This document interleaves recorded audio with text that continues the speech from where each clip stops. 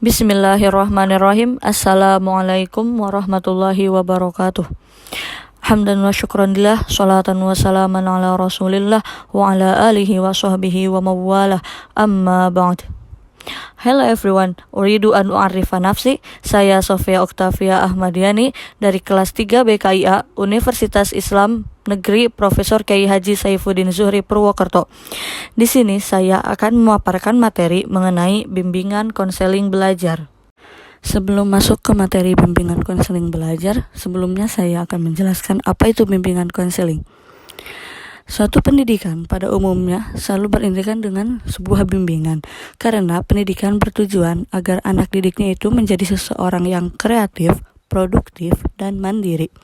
Artinya, pendidikan berupaya untuk mengembangkan individu.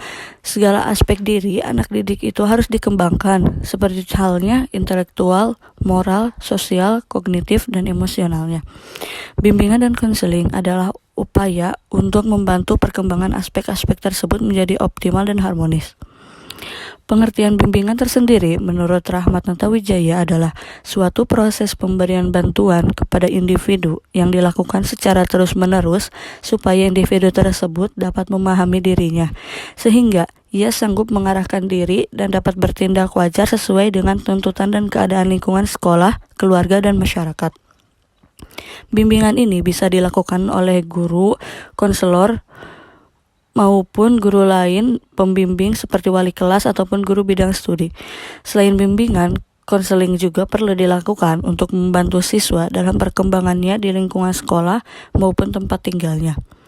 Konseling adalah proses pemberian bantuan yang dilakukan melalui wawancara oleh seorang konselor terhadap individu guna mengatasi suatu masalah atau mengoptimalkan potensi yang dimilikinya. Sehingga dapat disimpulkan bahwa bimbingan merupakan proses pemberian bantuan kepada individu-individu agar individu dapat memahami dirinya, menentukan dan mengarahkan dirinya sendiri, membuat pilihan-pilihan, rencana-rencana, dan keputusan sehingga dapat menyesuaikan diri dengan lingkungannya. Kemudian, fungsi dan asas bimbingan konseling. Yang pertama, fungsi bimbingan dan konseling. Pelayanan bimbingan dan konseling mengemban sejumlah fungsi yang hendak dipenuhi melalui pelaksanaan kegiatan bimbingan dan konseling. Fungsi-fungsi tersebut diantara lain, yang pertama itu fungsi pemahaman, yaitu fungsi yang akan menghasilkan pemahaman tentang sesuatu oleh pihak-pihak tertentu sesuai dengan kepentingan peserta didik. Kemudian yang kedua, fungsi pencegahan, yaitu fungsi yang akan menghasilkan tercegahnya atau terhindarnya peserta didik dari berbagai permasalahan yang mungkin timbul yang akan dapat mengganggu, menghambat, ataupun menimbulkan kerugian tertentu dalam proses perkembangannya. Kemudian yang ketiga, fungsi pengentasan, yaitu fungsi yang akan menghasilkan terentaskannya atau teratasinya berbagai permasalahan yang dialami oleh peserta didik. Kemudian yang keempat, fungsi pemeliharaan dan pengembangan, yaitu fungsi yang akan menghasilkan terpelihara dan terkembangnya berbagai potensi dan kondisi positif peserta didik dalam rangka perkembangan dirinya secara mantap dan berkelanjutan. Kemudian asas-asas dan bimbingan dan konseling. Penyelenggaraan bimbingan dan konseling dituntut untuk memenuhi sejumlah asas bimbingan. Pemenuhan atas asas-asas itu akan memperlancar pelaksanaan dan lebih menjamin keberhasilan layanan atau kegiatan. Sedangkan pengingkarannya akan menghambat bahkan akan menggagalkan pelaksanaan serta mengurangi atau menghamburkan hasil layanan dan kegiatan bimbingan dan konseling itu sendiri. Asas-asas tersebut antara lain, yang pertama itu asas kerahasiaan, kemudian asas kesukarelaan, asas keterbukaan, asas kegiatan, asas kemandirian, asas kedinamisan, asas kekinian, asas keterpaduan, asas kenormatifan, asas keahlian, asas ahli tangan, dan asas tuturi handayani. Kemudian jenis-jenis layanan bimbingan konseling diantaranya layanan orientasi, layanan penempatan dan penyaluran, layanan pembelajaran, layanan informasi, layanan konseling individu, layanan konseling kelompok, layanan bimbingan kelompok, layanan mediasi, dan layanan konsultasi. Kemudian bidang-bidang bimbingan konseling itu ada 4. Yang pertama itu bimbingan pribadi, yang kedua bimbingan sosial, yang ketiga bimbingan karir, dan yang keempat bimbingan belajar. Dan yang akan saya sampaikan pada materi kali ini yaitu bimbingan belajar. Pelayanan bimbingan belajar bertujuan membantu mahasiswa mengenal, menumbuhkan, dan mengembangkan diri, sikap, dan kebiasaan belajar yang baik untuk menguasai pengetahuan dan keterampilan sesuai dengan program belajar dalam rangka melanjutkan pendidikan ke tingkat yang lebih tinggi atau berperan serta dalam kehidupan bermasyarakat. Bimbingan konseling belajar. Berdasarkan pendapat Suparman, bimbingan konseling belajar adalah layanan bimbingan yang diberikan kepada siswa untuk dapat membentuk kebiasaan belajar yang baik, mengembangkan rasa ingin tahu, dan menumbuhkan motivasi untuk mengembangkan ilmu pengetahuan. Materi pokok bimbingan konseling belajar antara lain adalah sebagai berikut. Yang pertama, pengembangan kemampuan belajar dan menulis secara cepat. Yang kedua, pemantapan sikap dan kebiasaan belajar yang efektif dan efisien. Yang ketiga, pemahaman tentang pemanfaatan hasil teknologi bagi pengembangan pengetahuan. Yang keempat, pemantapan penguasaan materi pembelajaran. Yang kelima, pemanfaatan kondisi fisik, sosial, dan budaya bagi pengembangan pengetahuan. Yang keenam, pemahaman tentang pemanfaatan perpustakaan. Dan yang ketujuh, orientasi belajar di perguruan tinggi yang lebih tinggi. Ciri-ciri perubahan tingkah laku dalam belajar. Yang pertama itu perubahan terjadi secara sadar. Kemudian perubahan dalam belajar terjadi bersifat kontinu dan fungsional. Kemudian perubahan dalam belajar bersifat positif dan aktif. Perubahan dalam belajar bukan bersifat sementara.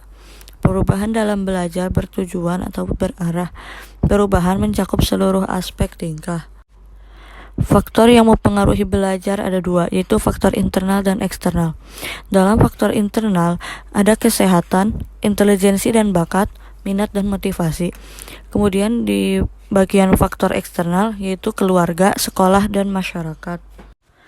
Kemudian bisa menjadi salah satu contoh bimbingan konseling belajar yaitu disiplin siswa di sekolah dalam konteks bimbingan konseling.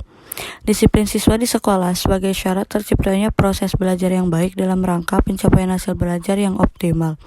Hal ini dikarenakan salah satu tujuan bimbingan konseling dalam bidang akademik adalah membentuk sikap dan kebiasaan belajar yang dimiliki siswa ke arah yang lebih positif. Disiplin siswa di sekolah merupakan salah satu hal yang menjadi tujuan yang ingin dicapai dalam penyelenggaraan bimbingan dan konseling di sekolah. Hal ini berarti disiplin siswa di sekolah merupakan elemen yang sangat penting untuk diwujudkan dalam konteks bimbingan konseling guna mewujudkan siswa yang memiliki kemampuan dan kesadaran dalam bidang akademik di sekolah. Kemudian sebagai contoh juga motivasi belajar dalam konteks bimbingan dan konseling. Pembahasan motivasi belajar dalam konteks bimbingan dan konseling ini difokuskan pada prosedur yang diberikan kepada peserta didik guna membantu siswa dalam peningkatan motivasi belajar siswa. Oleh karena itu, program bimbingan dan konseling harus disesuaikan dan dipadukan dengan program pendidikan dan pengembangan peserta didik.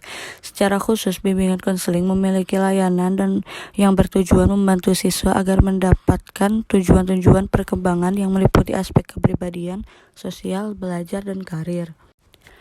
Salah satu layanan yang dapat diberikan berkenaan dengan motivasi belajar yaitu layanan bimbingan belajar yang memungkinkan siswa mengembangkan diri berkenaan dengan sikap dan kebiasaan belajar yang baik. Efek diadakannya layanan bimbingan ini akan berpengaruh terhadap peningkatan motivasi belajar terhadap peserta didik.